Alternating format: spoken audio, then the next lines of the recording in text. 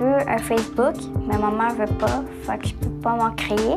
J'ai juste 10 ans, puis normalement un Facebook c'est à 13 ans, puis elle voudrait pas non plus qu'il m'arrive quelque chose. Je cherche aussi à devenir un peu comme mon père, être le meilleur de ma classe, le meilleur de mon école, des trucs comme ça. Et puis là, je vais apprendre les choses qu'il a appris pour que je devienne comme lui.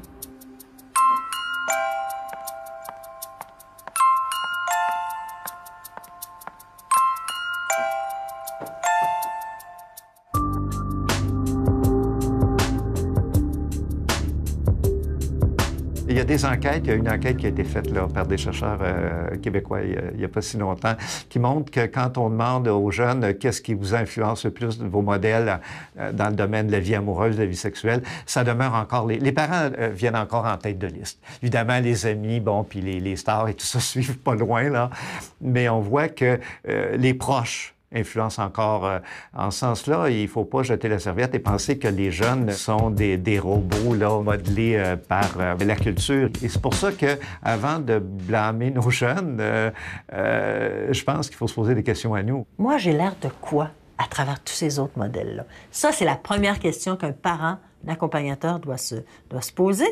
Une affaire qu'il ne faut pas oublier, c'est qu'on transmet plus en matière d'éducation sexuelle parce que l'on est que parce que l'on dit.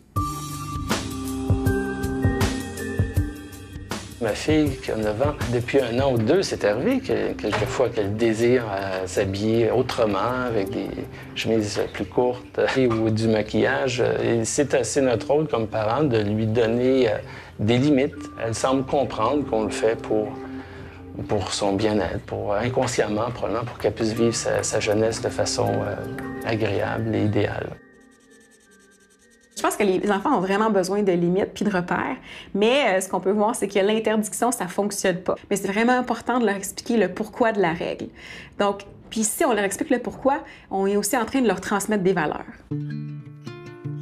Souvent, on voit que les jeunes ont besoin d'être pareils comme le groupe, pareils comme la gang. Puis je pense que le parent a tout un rôle à jouer par rapport à l'unicité de leurs enfants, c'est-à-dire leur apprendre, parmi tout ça, qu'est-ce qui fait que moi, je suis unique comme fille, comme garçon?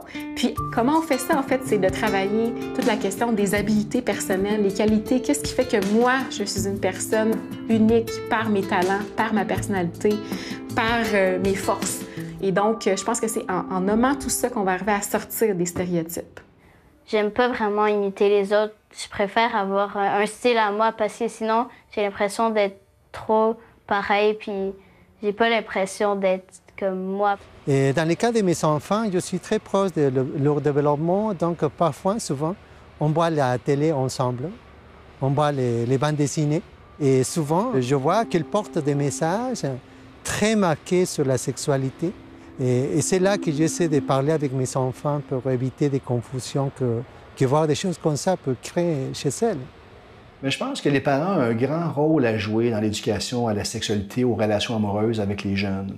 Je pense que c'est d'en parler au quotidien. C'est pas de réserver une période de temps spécifique en disant à 12 ans, à 8h15, le jeudi, on va en parler, puis c'est là. Je pense que ça se vit au quotidien. On regarde un film, par exemple, et on voit qu'il y a une relation amoureuse entre un gars et une fille, d'en parler, entre deux personnes de même sexe aussi. Pour aider votre enfant à faire des bons choix, il faut développer l'esprit critique de l'enfant, en fait. Puis des exemples parmi tant d'autres, ça peut être vous observez votre enfant en train de regarder une vidéo sur Internet que vous considérez stéréotypée ou sexiste.